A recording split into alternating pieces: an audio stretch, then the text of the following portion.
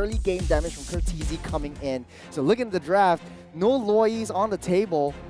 Oh, no, there actually is! Flash SG is picking it up.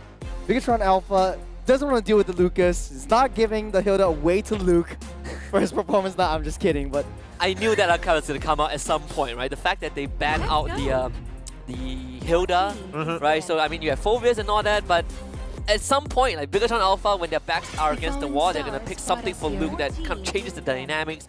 And Renma actually talked about this, I believe, on stream yesterday, where this Akai actually is a pretty strong XP laner. It is. The base damage is extremely deceptive, especially in the earlier stages of the game, right? It can chunk you out. It's extra sustainable because it develops shields as well. Not to mention that his passive is also good for these types of fights. It does look like Bigatron Alpha is being reactive to the draft a lot, just because they don't want to deal with the same heroes that Flash Singapore picked up in the previous game.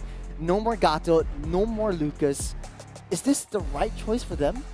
I think it's still pretty possible for them. I think that Flash SG is now having to play a dynamic where it's all about that mid lane trio, enabling Hades to maybe find those early kills to start snowballing out of control. Although it might be a little bit harder with the Joy. It's not like a Lucas where you have the natural base damages, right? You still need those first two items, but if you could accelerate those first two item progress of the Holy Crystal as well as the Starlium Scythe, that's when you get really dangerous. You know what I feel like? I feel like CC is a possible pick for Flash Singapore again, right? Like, there's the Akai and Suyo, so there's no flex potential for Bigatron Alpha, but more importantly, if you can somehow tie the Akai with a +1, you completely negate what he wants to do with the heavy spin.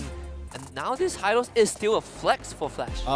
Smart move, honestly. Actually, not necessarily, because you can't purify out of it because of the natural. Yeah, but even so, Cho, very, very good. They also pair it up with Farsa even. So this is going to be interesting, right? Because now this is going to be a true test of, can I actually hold back against Flash SG? Because Flash SG is going to have to find surgical entry points to break up the composition for Bigatron Alpha. They want to make sure that their main pillar is still going to be Moreno on this Farsa, and that's when you see Iman kind of play around him as much as he can. If he gets caught up into the Glorious Pathway, worse yet, if he has to face off against this Joy, that's when you're going to see a lot of problems.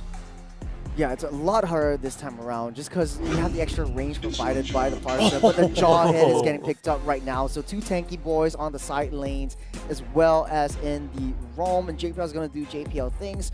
Trust that he will be an annoying mosquito once again into Bigatron Alpha's jungle, not giving Super Ken an easy time. This is going to be predetermined by JPL and as well as Light, right? Let's see the Cho into the Jawhead matchup. It's very skill-based. You got to open up maps effectively, and you have to have some good hard reads. Yeah, and JPL, in times like these, we have seen him really step up to the occasion. And again, the weight is going to be on his shoulders a little bit. We see Ken on a slightly different archetype of a hero with that high loss in game 2. So let's see if Flash SG can complete the upset with a 2-0 sweep as we head into game number 2 between these two teams. Shuros getting Q, get away. All right, let's get right into this second match here. It's match point for Flash SG. This could be the very first series that they take here at the SPS Challenge Finals up against BTR, who right now, they were looking pretty good early on today, finding their first 2-0, and they are looking to try and at least qualify for those playoffs. Now it's going to be BTR on the blue side up against Flash Singapore on the red side. This is going to be a fun game here, because now the roles have kind of reversed. Game set, draft cannot be changed at this point, but the first blood over on the top side. Bongski gets taken down by the Mon. Where did it go wrong? Wait, Bongski... Well, I remember him going up into that long bush down that top side. Oh, but he has Purify. Oh my goodness. Yeah. No flicker out of any sticker situations. No flicker, no sprint even. He wanted to play safe, goes for that Purify, probably got chunked really early on. Oh. And even so, Kurtizi even losing his own battle spell. Looks like Bigatron Alpha want to show that they need to be respected. Ramping up the tempo, JPL forces to use that flicker, and Mon will not let him run on for this one. Brutal. Brutal stuff finds the level, Light finds the level lead because of the initial, so he got the initial assist. Now Iman, this is going to snowball very quickly if they are able to find another kill onto Bongski one more time, because that means Iman will be able to get the gold plating, which he's already taken a quarter of at this stage of the game, and I think that FLSG need to change and divert their attention towards the top side of the map. Flash Singapore needs to do one thing only, is lock in. And speaking of lock in, Light, as I said on JPL, taking a little bit too much damage. There's a 4-on-3. There's nothing that Flash Singapore can do at this point. Luke even rotating very early on here. 80s, he wants Moreno. 80s getting knocked up, taking a lot of damage, but we'll be able to prance away from this one. Just a bit of health. That's totally fine. Super Ken should be able to hit level 5 on a time if they just drag this out a little bit longer, but a majority of their... the top side, solo kill yet again. Super Yeah. Ken will get that turtle easy. No contest from Flash Singapore. That's 2 minutes, 2,000 gold lead. And Bigatron Alpha are ramping up the aggression, ramping up the tempo. They're living right free in the jungle. Speaking of which, Luke gets pinned down on the wall. Yep, they're going to get one more into JPL. He doesn't have his battle spell either. This game feels pretty over. I'm not going to lie. Oh my goodness me, another kick to the back. Yeah. Easy falls as well. It's kill after kill after kill. It's not even 3 minutes, and it's 3,400 gold lead. Bigatron Alpha looking to shut down Flash's dreams of going to the playoffs. Yeah, this game feels pretty over already, because at this point, they're bothering to leave certain buffs up. They don't mind if you pick up a buff. At least we know exactly where you are going to be, and they want to clear their own jungle as well. I personally feel they probably should have taken the buff straight away, but they didn't want to give any opportunities, because the main win condition right now is Iman, who is currently 3-0-0 3 minutes into a game, into this game. A minute, a kill. 2 levels ahead of Bongski, winning the lanes, already gold plated, no more, it's half health. They're looking to take it down right here and right now. And Flash Singapore babysitting duties, and not the typical JPL sitting in the jungle like we know. Bongski goes a little bit too close, taking a little bit too much, and that's the damage that a 3-0-0 Granger can deal in the 3-minute mark with a core item to his name already. The Hunter Strike already built up. Yeah, oh, the double, what? Why is Bigatron trying to reconfirm whether or not the buff has been taken on the top side of the map? They were there earlier. They left it up. They already invaded on the bottom side, knowing that the purple buff was gone. So technically, if they wanted to invade, it would have to be on that bottom side. But instead, they want to reposition themselves here, forcing Flash Singapore to reconfirm locations by opening up the top side of the map once again. Light's feeling comfortable. Oh, the kickback. It's a 4v1 situation right there. The airstrike try to keep Light alive, but not enough. He gets taken down as JPL sets his sights up on pushing onto the backside. The diversion play comes in. Super Ken doing a lot of damage, and Ken falls as well. And Mon takes up another kill to his name. As Flash Singapore, there's nothing they can do for this neutral objective. Yeah, despite everything that happened. Taking a little bit more of the heavy spin, pushes him back. Iman on 5 kills, make it 6.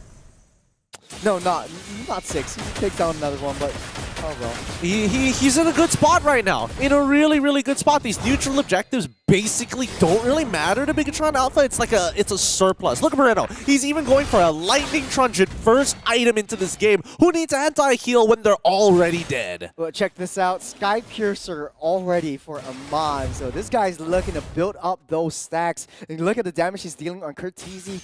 He's a gold laner. And speaking of which, in the mid lane, Luke taking a little bit too much damage. A punish for being a little bit too close. Light pushing him out up the turret range, but not enough to take him down as Iman re-hitting from that side. 2 members will fall for Bigatron Alpha. Is this the downfall? Getting a little bit too greedy, what would you say? They did get a little too greedy. They understand that Iman is kind of strong, but he doesn't have too many stacks on that Sky Piercer, right? They need to start building up those stacks first, and that's why they're trying to instigate this war. Ken made some really good moves. Body block, and also using that Revitalize to keep some of the lower members alive, even if they did get clipped by the Death Sonata splash damage. So at this point, Bigatron, they don't lose too many people, right? They do end up losing Light, sure, big deal. They ended up losing Luke, okay, sure, but they're not losing the big heavy hitters like Moreno, like Iman. At this point in time, Flash Singapore still has some signs of life, but the Feather Airstrike almost taking Curtizi down, able to flicker out of the way. Glorious Pathway laid down to push everyone back, slow everyone down, but he's caught in the middle as Luke pushes everyone back with the heavy spin. A little bit too close. Super Ken will pick up another kill, taking down the normal Ken. before charging in to the T2. Nicely done. Very nicely done for Bigatron Alpha. Their eyes are very focused on making sure they put structural damage against Flash Singapore. It's not necessarily just about fighting anymore, it's about finding real permanent damage, because on the opposite side, we are seeing that Hades is not participating at all. He's doing what he can. He's trying to be that utility that Flash Singapore needs to stay afloat in this game, taking down all these turrets, getting enough gold to stay afloat, and pray that they can lead towards that late game. Oh, TP the TP! 3 members in. Super Ken down low will get taken out by Bombski. There's 5 members there. Just Light and Luke against the world. Amon free hitting from that side, trying to find a nice angle, a nice flank onto the front line as Luke taking a little bit too much damage. Hades getting 2 bounces, 3. Rhythm of Joy takes down that turtle, trying to look for that back line, but not enough as Luke protects, using his body to push everyone away from Amon, keep Amon safe, and Bigatron Alpha will be able to play another day, but a very, very good solid steal from Flash Singapore. Honestly, best case scenario, you find the kill onto Supercan, get a huge shutdown as well, and then make sure that you steal the neutral objective to slow down this game. This very first Lord is still going to be pretty difficult for Flash Singapore. Don't get me wrong, but at the very least, you are seeing a breath of air coming in from Flash Singapore. They're making proactive moves, and they are making sure that if BTR get a little sloppy, that's when you can kick them in the shins. From 6,000 gold lead to 4,000, Flash Singapore showing signs of life, slowly and surely seeping through to that late game. They just need to find a way, an angle, any way at all to get to Amon, get to the main damage dealers, to, you know, open up some window of opportunity for them to come in and clear out, try to overturn what has come of this game. Well, I think for now, Bigatron definitely had needs to take a breather. They can't just force fights against Flash Singapore. They've made a couple of attempts. They failed a couple of attempts as well. As long as they have Iman in a good position and set him up for those kills, that's what they need to play for. I mean, Supercan, he's already level 13. In comparison to Hades, who's currently level 12, he will always maintain this level lead as long as he has something to eat in the jungle. As for Hades, though, doing the Lord's work, just going onto that long lane, trying to keep everything safe. Light sussing out for a little bit more information as the Lord spawning up in 20 seconds. And as they continue to play here, let's see, looking at the items, Athena Shield being completed by Light. Hades very close to completing his own Holy Crystal. Very expensive item, but Bongsky, oh, hold on. Forest Pathway, they don't know the version play. They find an angle onto Light, but not enough. Amon is caught in the middle. They find Amon. This Flash Singapore's opportunity to push everyone away, but it's not enough. Flash Singapore got what they came for. Huge diversion play from Curtizi. Extremely intelligent coming in for Flash Singapore, making sure that they made a very unified call. Run with the glorious pathway. We will look for a surgical engagement into their back line, and this left Iman caught out wide in the open with a lore take of their own to bring themselves back from this honestly awful early game. Was an awkward position from the start. They're definitely going to feel that tomorrow morning, but right now is they're in for a huge fight. This is their tournament lives at stake. They're playing hard and they're playing wild here. Bigatron Alpha, they cannot let the fundamentals slip through their fingers. Keep in mind, all of this is happening because of Curtizi. He is finding these angles with the diversion. Just because they got that Lord doesn't mean they're back in the green just yet. They still are down 2.3k into this game, and unfortunately for Bongsky, he's going to need that third item before he's relevant. Right now, Ken and JPL are tanky enough to make things work. Ooh. Light stunned in the middle, trying to fight something. JPL throwing him backwards. His 2 men stunned up. Bouncy coming in with Calvary is here, but Hades nowhere to be seen. Luke finally falls down to the hands of Curtizi, and Flash Singapore pushing in all of these turrets. Find an angle. Hades! With the Rhythm of Joy in the nick of time, pulls out. Light will clear him out. A little bit too deep. 3 members down for Flash Singapore, and Bigatron Alpha with 3 members looking to charge in. Oh, the kick coming in from Light as well. Finds Curtizi. Double for Iman. He wants the third onto Bongsky, and he gets it. An instant reply. You take the Lord. You take our top tier 1 and 2. Holy Shields, it doesn't matter. We'll take your whole team. A little bit too aggressive. Iman was untouched the entire time, but Flash Singapore. That was a risky play, but it might have been well worth it as they breathe some signs of life into this game. Take a look at itemizations, how far the Singapore need to be in order to take out Bigatron Alpha. I mean, as at this point, it looks like Hades, he scaled up very, very nicely. He went for the cost-efficient item of the Wishing Lantern this time around rather than just raw penetration, because again, look at the there is no MR coming in from Bigatron Alpha. They thought that they would end this game pretty early on, and it's starting to cost them, right? Unfortunately, the Glowing Wand came out very, very late coming in from Moreno. That Lightning Truncheon is not doing him too many favors now because half the time he's on the run. He can't get an effective Feathered Airstrike just yet. 30 seconds till Lord spawns up. Flash Singapore wants to play this a little bit more calculated. They might be able to do the same move that they did, diversion. They don't see it coming. Bigatron Alpha needs to suss out some of these bushes, but they need to send someone.